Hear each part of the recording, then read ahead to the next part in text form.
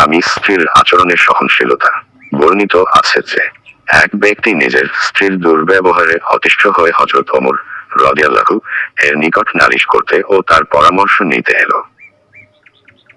এসে হযরত ওমরের রাদিয়াল্লাহু বাসভবনের দরজায় দাঁড়াতেই শুনতে পেল তার স্ত্রী অত্যন্ত কর্কশ ভাষায় ও উচ্চস্বরে তাকে তিরস্কার করছে। আর হযরত ওমর নীরবে তা শুনছেন। লোকটি তৎক্ষণাৎ ফিরে যেতে উদ্যত হলো। সে ভাবল, হযরত ওমরের রাদিয়াল্লাহু মতো কঠোর মেজাজের মানুষের যখন এই অবস্থা এবং তিনি খলিফা, তখন আমি আকে। ঠিক এই সময়ে হযরত ওমর বাইরে বেরিয়ে দেখলেন এক ব্যক্তি তার দরজা থেকে ফিরে যাচ্ছে।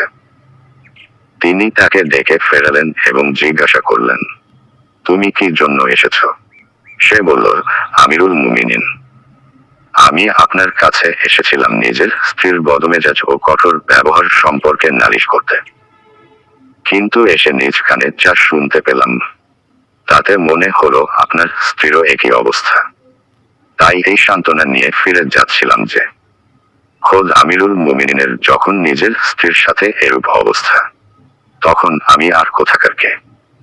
হযরত ওমর রাদিয়াল্লাহু বললেন, ওহে দ্বীনি ভাই, শোন, আমি আমার স্ত্রীর এরূপ আচরণ সহ্য করি দুটি কারণে। প্রথমত, আমার কাছে তার অনেক অধিকার পাওনা আছে। দ্বিতীয়ত, সে আমার খাবার রান্না করে, রুটি বানায়, কাপড় ধোয় এবং আমার সন্তানকে দুধ খাওয়ায়। অথচ এর কোনটি তার কাছে আমার প্রাপ্য নয় এবং সে এগুলো করতে বাধ্য নয়।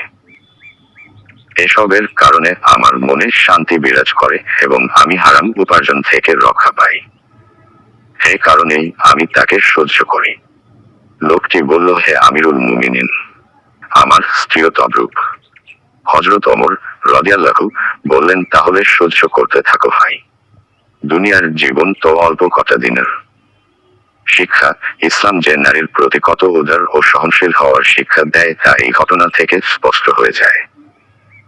এই ঘটনা থেকে শরীয়তের এই বিধিও স্পষ্ট হয়ে যায় যে নিছক প্রথাগতভাবে আমাদের সমাজে মনে করা হয় যে রান্না বান্না করা, কাপড় ধোয়া ও গৃহস্থালির যাবতীয় কাজ করা স্ত্রীর দায়িত্ব ও কর্তব্য।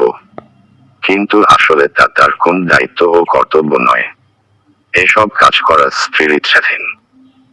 শুধু স্বামী ও সন্তানের মঙ্গলাকাঙ্ক্ষা থেকেই স্ত্রীরা নিজের ইচ্ছায় এসব কাজ করে থাকে।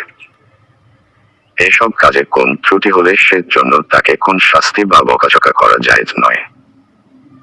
তবে স্বামীর সম্পদ ও সন্তানের রক্ষণাবেক্ষণ ও তত্ত্বাবধান অবশ্যই স্ত্রীর দায়িত্ব।